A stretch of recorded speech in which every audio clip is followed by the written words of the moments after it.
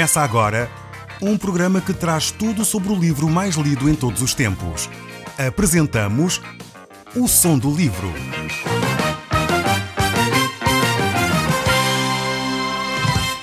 Seja muito bem-vindo. Neste podcast vai encontrar o livro mais conhecido e lido em todo o mundo. Vamos levá-lo numa viagem pela história da humanidade. Este é um audiolivro para si, para a sua família e sociedade em geral. Contextualização e comentários de Paulo Chaveiro. Nós nos últimos programas temos estado a olhar para um livro incrível, um livro único à face da Terra, que é a Bíblia. Ela é a palavra de Deus e ela tem trazido ensinos para nós muito concretos para o nosso dia-a-dia.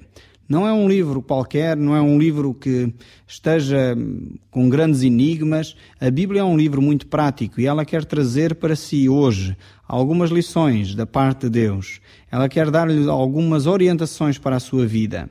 Nós temos estado a olhar para o livro do Gênesis e nestes dias temos visto a pessoa de Abraão, como Deus tem agido com este grande homem que foi Abraão. Ele tem sido uma referência para as grandes religiões do mundo inteiro, é conhecidíssimo em todos os continentes do mundo, é uma personagem incrível. Ele é um homem de fé, é considerado o pai da fé, pela forma como ele agiu, mas pela forma como ele confiou em Deus. Deus tinha feito uma promessa a Abraão de fazer dele uma grande nação. E então Abraão saiu da sua terra, foi para uma terra que Deus lhe iria mostrar e ele teve de esperar 25 anos até que as promessas de Deus se cumprissem. E isso, ao longo desse tempo, ele foi manifestando a sua fé em Deus, a sua expectativa daquilo que Deus iria fazer. E em tempo determinado, vimos nos últimos programas, Deus cumpriu a promessa que havia feito. Nós tivemos a ver, então, no último programa ainda, a forma como Abraão viveu e também como ele encarava a própria morte. Sua esposa faleceu, ele teve necessidade de fazer o seu funeral e houve então esta atitude da parte de Abraão e o reconhecimento daqueles que moravam ali perto dele de que ele era um príncipe de Deus. A forma como ele se relacionava, aquilo que ele fazia, a forma como ele agia, manifestava assim a sua fé. Não era uma fé abstrata, uma fé escondida, uma fé só íntima entre ele e Deus, mas era uma fé que era prática e que tinha consequências no seu dia-a-dia, inclusive os outros reconheciam a sua fé por aquilo que ele fazia, a maneira como ele se comportava. Hoje nós vamos analisar um capítulo muito importante, que eu penso que é uma referência para todos nós. Este capítulo que nós vamos analisar hoje é o capítulo 24 do livro do Gênesis e ele fala talvez de uma das mudanças mais significativas na vida de qualquer pessoa. E essa mudança é o casamento. Este capítulo 24 relata o casamento de Isaac, seu filho, o filho da promessa de Abraão, e como diligentemente Abraão se preocupa com esta situação e tenta, por todos os meios, dar um excelente casamento ao seu filho. É necessário dizer que aqui o contexto é completamente diferente do de hoje. Portugal, Europa, século XXI, hoje as coisas já não acontecem desta forma, em que os pais estão tão ativamente envolvidos num casamento, mas nesta época era comum os pais se envolverem e estarem preocupados com o casamento dos seus filhos, muito mais do que hoje em dia. Os pais, inclusive, arranjavam os casamentos, eram eles que tratavam de tudo, sem que os filhos tivessem que se pronunciar muito sobre esta matéria. No entanto, hoje é diferente, mas há alguns princípios que nós podemos e devemos tirar deste texto do capítulo 24 do livro do Gênesis. O texto começa de uma forma muito interessante e eu gostaria, antes de entrar neste tema propriamente dito, de olhar aqui um outro aspecto acerca da pessoa de Deus. Diz assim: era Abraão já idoso, bem avançado em anos, e o Senhor em tudo o havia abençoado. Esta primeira introdução aqui do texto, antes de falar das preocupações que Abraão tinha em relação ao seu filho, fala acima de tudo de quem era Deus. de como Deus agia com Abraão. E é necessário dizer aqui alguma coisa, porque tenho notado ao longo da minha vida e em conversas com muitas pessoas que às vezes as pessoas têm uma ideia errada acerca da pessoa de Deus. Inclusive há provérbios populares em Portugal que manifestam exatamente a ideia que alguns fazem acerca de Deus, como por exemplo aquele provérbio bem conhecido: Deus dá nozes a quem não tem dentes. Não há provérbio talvez mais contrário à natureza de Deus do que este. No fundo, o que este provérbio está a querer dizer é que Deus é injusto e que Deus age quando a pessoa não necessita, quando não precisa, ou Deus faz coisas àqueles que não precisam. Este texto aqui fala de Deus agir para com Abraão de forma a abençoá-lo. Deus é retratado na Bíblia como um pai querido. E o próprio Jesus tem que nos chamar a atenção dizendo como é que nós, como pais humanos, sabemos fazer boas coisas aos nossos filhos e às vezes pensamos que Deus não iria agir assim. Nós que somos maus, fazemos coisas boas aos nossos filhos, cuidamos dos nossos filhos, tratamos dos nossos filhos, alimentamos-los, vestimos-los. Como é que podemos pensar nós que Deus é um Deus mau, um Deus que age só para nos maltratar? Eu creio que esta ideia tem vindo muito mais dos mitos pagãos do que propriamente da Bíblia ou do cristianismo. Eu creio que estes mitos vêm muito mais dos deuses romanos ou dos deuses gregos do que propriamente da Bíblia. Não revela quem é na realidade Deus. Talvez alguns imaginam que Deus é assim tipo um idoso de barbas brancas que está sentado numa nuvem lá no céu com os trovões na mão à espera de uma falha de qualquer um de nós e de repente vamos fulminar então uns quantos humanos lá embaixo e Deus manda assim uns raios lá do céu para nos fulminar e maltratar. Deus não é assim. Não é isso que a Bíblia fala acerca de Deus. Deus não é um Deus que está sempre pronto para nos maltratar. Deus não é um Deus que está sempre pronto para nos fazer mal. Antes, pelo contrário, Deus é um Deus bom. É um Deus que quer agir em nosso favor. É um Deus que nos quer abençoar, como Ele faz aqui com Abraão. Ele abençoou Abraão em tudo. Deus quer que nós desenvolvamos com Ele este relacionamento de pai e filho. Jesus Cristo diz isso também no Evangelho de São João, que Ele já não nos chamaria mais servos, mas amigos, porque os servos não sabem aquilo que faz o seu Senhor. Então Ele quer ter um relacionamento íntimo connosco. Quer que nós tenhamos essa proximidade com Ele. E eu gostaria de, antes de introduzir o tema deste dia, propriamente dito, que é o casamento de Isaac, fazer esta ressalva extremamente importante. E talvez isso ajude você a focar de novo a sua atenção em Deus. É como às vezes quando se tem uma máquina fotográfica ou uns binóculos, por vezes é necessário focar bem a imagem para percebermos exatamente o que é que estamos a ver. E eu creio que muitos de nós têm tido uma imagem distorcida de Deus. Talvez por herança familiar, talvez porque os nossos pais nos ensinaram assim, talvez até pela influência dos ditos populares, ficamos com uma ideia errada acerca da pessoa de Deus. Deus é bom para connosco, Deus quer que a sua vontade seja vivida por nós e essa vontade de Deus é uma vontade boa, é perfeita e é agradável. E é essa vontade que Deus quer que nós vivamos. Eu gostaria que você pudesse começar a tirar da sua mente essa ideia de um Deus maldoso, de um Deus que está sempre a tentar enganar e a maltratar os seus filhos. Não é verdade isso, não está na Bíblia isso, e eu próprio, pela minha experiência, tenho verificado que não é assim. Deus é um Deus que procura o melhor para nós.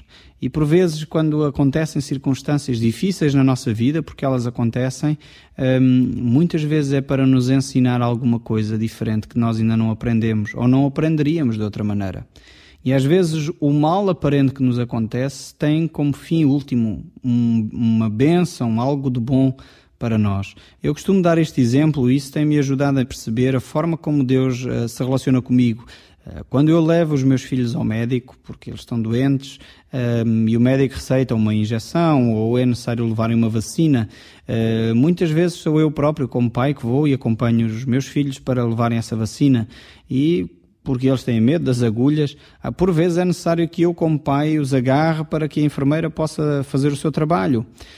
Talvez se os meus filhos tivessem dúvidas do meu amor, eles diriam: como é que é possível o meu pai agarrar-me para que aquela mulher me faça mal? Mas eles, como confiam em mim e sabem que eu os amo, eles não suspeitam do meu amor. Eles percebem que eu estou a agarrá-los, vão sofrer um pouco naquele momento, mas o benefício futuro é muito maior e eles confiam inteiramente nas palavras que eu lhes disse, de que aquilo que eles estão a sofrer naquele momento vai trazer um benefício maior no futuro. Eu creio que é muitas vezes isto que acontece quando, por vezes, nós vivemos um período de sofrimento na nossa vida, é porque Deus nos quer ensinar algo maior ou nos proteger, então, de algo maior que vem no futuro. No caso, por exemplo, das vacinas, quando damos uma vacina, é verdade que aquela picada dói, mas protege os filhos muitas vezes até da morte ou de doenças que ficariam com marcas para o resto da vida. Então é uma pequena dor comparada com a dor futura que poderíamos receber caso não tivéssemos administrado aquela vacina. Com o sofrimento que Deus por vezes permite na nossa vida, penso que a proporção é exatamente esta. É comparado com uma picada relativamente ao sofrimento futuro, se Deus não nos administrasse naquele momento aquele sofrimento. E é necessário nós olharmos para Deus como este Deus bondoso, que quando Ele permite determinadas situações é porque Ele quer um benefício maior no final. Então olhemos para Deus como este Deus que abençoou em todas as coisas da vida de Abraão. Deus era com ele, os outros que o rodeavam Abraão reconheciam isso e agora entramos num capítulo diferente. Abraão então procura e preocupa-se com o casamento do seu filho. E todos nós que temos filhos, mais dia menos dia, chegamos a este patamar da nossa vida. Queremos certamente que os nossos filhos casem com uma pessoa respeitadora, com uma pessoa responsável, com uma pessoa que vai cuidar dele, vai honrá-lo, vão respeitar-se mutuamente e vão certamente ser felizes. Esse, creio, que é o desejo de qualquer pai, ver os seus filhos ou a sua filha bem casada, com uma pessoa que vai cuidar dela, vai honrá-la, vai respeitá-la como indivíduo. E Abraão tinha essa preocupação. Por isso ele disse: irás à minha parentela e daí tomarás esposa para Isaque, meu filho. Vemos isso no verso 4, a preocupação de Abraão de que a rapariga que iria casar com Isaque não fosse uma qualquer, mas fosse uma moça, enfim, que cumpria os seus deveres, que era uma moça responsável, uma moça que não iria levar esta relação na brincadeira, mas seria alguém que iria amar Isaque e fazer dele um homem feliz. Esta era a grande preocupação de Abraão. Por isso ele manda o seu servo ir então até à sua parentela, voltar a Ur dos Caldeus para de lá trazer então a esposa de Isaque. Este servo tinha uma grande responsabilidade e por essa razão ele coloca a questão ao seu senhor: caso então a mulher não queira seguir, o que é que ele faria? Se ele não encontrar uma mulher que queira vir para a terra de Canaã, viver numa terra distante, será que ele deveria levar então Isaque de volta à Ur dos Caldeus? E Abraão responde enfaticamente: de forma alguma, cautela, não. Verso 6, estamos nós neste texto: não faças voltar para lá o meu filho, de maneira nenhuma. E porquê é que Abraão faz isto? Porquê é que Abraão fica tão preocupado que Isaque volte para Ur dos Caldeus? Porque ele era um homem de fé, ele tinha-se lembrado daquilo que Deus tinha-lhe dito, e então ele afirma no verso 7, o Senhor, Deus dos céus, que me tirou da casa de meu pai e da minha terra natal, e que me falou e jurou dizendo, a tua descendência darei esta terra, ele enviará o seu anjo, que te há de preceder, e tomarás de lá a esposa para o meu filho. Caso a mulher não queira seguir-te, ficarás desobrigado do teu juramento. Entretanto, não levarás para lá o meu filho. Abraão era um homem que mantinha a sua fé. Ainda que ele estava preocupado com o seu filho, com o casamento do seu filho, ele de qualquer das maneiras não vendia a sua fé por um bom casamento. E isto é a primeira lição que nós temos que tirar daqui. Temos que, muitas vezes os pais querem apressar as coisas dos seus filhos, apressar os seus casamentos, passando por cima de princípios, passando por cima até de promessas que Deus tinha feito, passando por cima da palavra de Deus, querendo fazer as coisas à sua maneira. E Abraão não aceita isso de forma alguma. Ele tinha recebido da parte de Deus promessa que Deus iria fazer dele um descendente e que lhe daria aquela terra ao seu descendente. E ele não aceitava de forma alguma que Isaac, por causa do casamento, fosse então mudar os planos de Deus. Isto é uma grande lição para nós, pais, que devemos procurar sempre manter os princípios de Deus nesta matéria também, na matéria dos relacionamentos conjugais. Aqui a preocupação do seu pai, de Abraão, de preservar o seu filho, de cometer um erro ainda maior por causa da questão do casamento. Se ele não encontrasse então uma esposa naquele lugar, era porque Deus confiava a Abraão, teria certamente outro plano para o seu filho Isaac. E isto aqui deveria-nos, a nós pais e talvez àqueles que se calhar me estão a ouvir e estão à procura de um parceiro para casar, deveriam procurar na Bíblia e a orientação da parte de Deus sobre esta matéria também. O casamento é algo extremamente importante. Não deve ser feito nem tomado de ânimo leve. Infelizmente verificamos estatísticas de um crescimento tremendo das separações e dos divórcios nas famílias. Isso cria instabilidade para os filhos, cria instabilidade para as próprias pessoas que se estão a separar. Certamente essas pessoas não o fazem de ânimo leve, e é com todo o respeito que eu falo deste assunto, sabendo as dificuldades que muitas famílias atravessam, e não é no sentido condenatório, mas de alerta e no sentido de ajudar que aqueles que ainda estão a tempo de tomar um passo sério, dar um passo sério nesta área do relacionamento, de estabelecerem um casamento, de não o fazerem sem alguma base, sem alguma ponderação bastante mais séria. Vemos hoje que os casamentos são cada vez mais frágeis, a vida é cada vez mais exigente e os relacionamentos cada vez mais frágeis. É necessário que eles sejam alicerçados numa relação séria e profunda e também numa orientação de Deus séria para este assunto. Talvez muitos de nós pedimos a orientação de Deus para procurar um trabalho, talvez pedimos a orientação de Deus para coisas menores e esquecemos de pedir a orientação de Deus para este assunto tão importante que é o casamento. Eu creio que não há nada que mude tanto a vida das pessoas como um casamento. Muitas pessoas quando casam mudam de país, muitas pessoas quando casam mudam de trabalho, mudam de zona geográfica do país, mudam os seus planos, os seus sonhos, porque encontraram uma outra pessoa e começam a partilhar os seus sonhos e ideias e têm que se ajustar a uma nova realidade. E o casamento é demasiado sério para ser levado de ânimo leve, demasiado sério para ser só baseado numa mera emoção.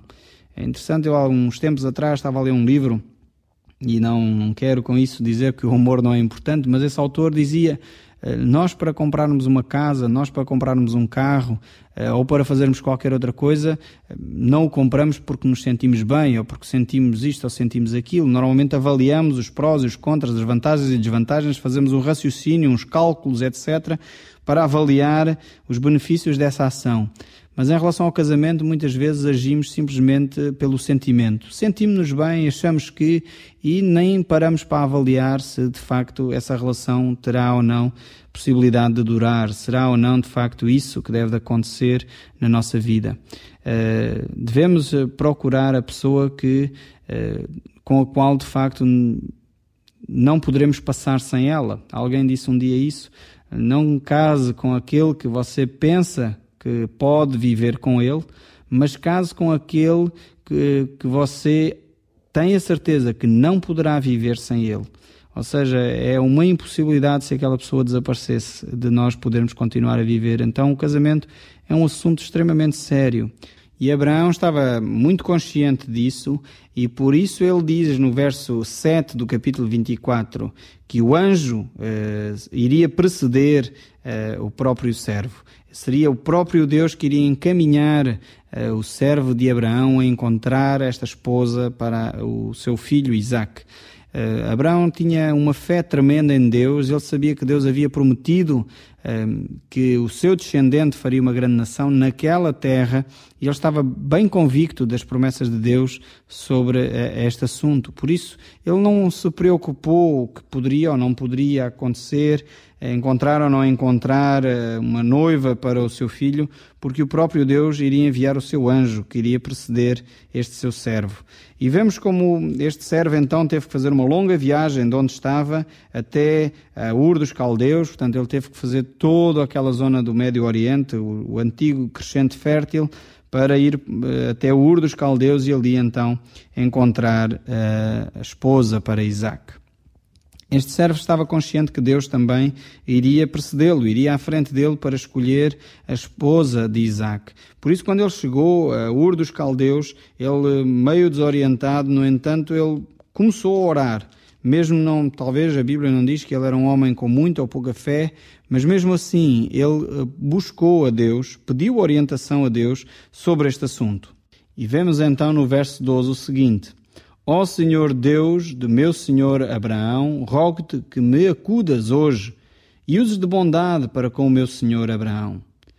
Então esta simples oração deste servo de Abraão, a buscar a orientação de Deus para um assunto tão importante, que era o de encontrar uma esposa certa, uma esposa responsável.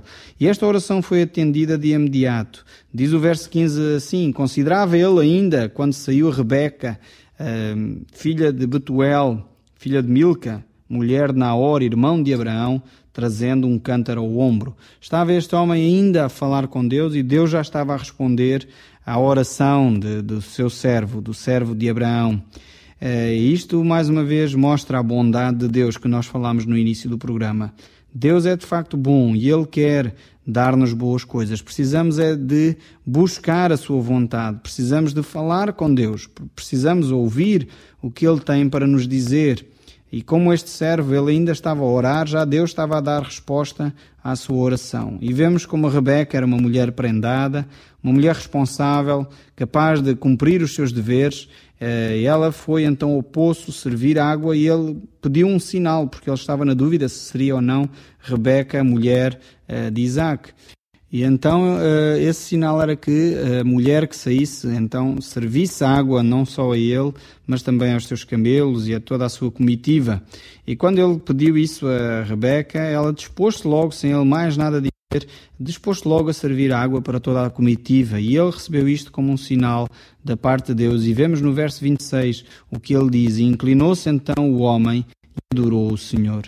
Ele estava bastante convicto da resposta de Deus para o seu senhor Isaac. Tinha encontrado então a esposa para o seu senhor Isaac. Não posso cansar de falar da importância de um bom casamento. É necessário haver, de facto, cautela na escolha da pessoa com quem se vai ligar. Eu, pessoalmente, não consigo, não aceito fazer casamentos como pastor sem primeiro dar um tempo aos casais, aos noivos, para refletirem sobre alguns assuntos importantes. E passamos algum tempo juntos a conversar sobre pontos importantes da relação, da comunicação, como devem estabelecer a comunicação, porque a comunicação no casamento é fundamental para um bom desempenho, para que as famílias vivam harmoniosamente.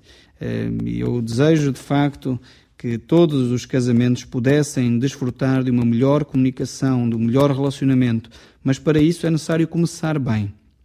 Começar procurando a vontade de Deus sobre esse assunto.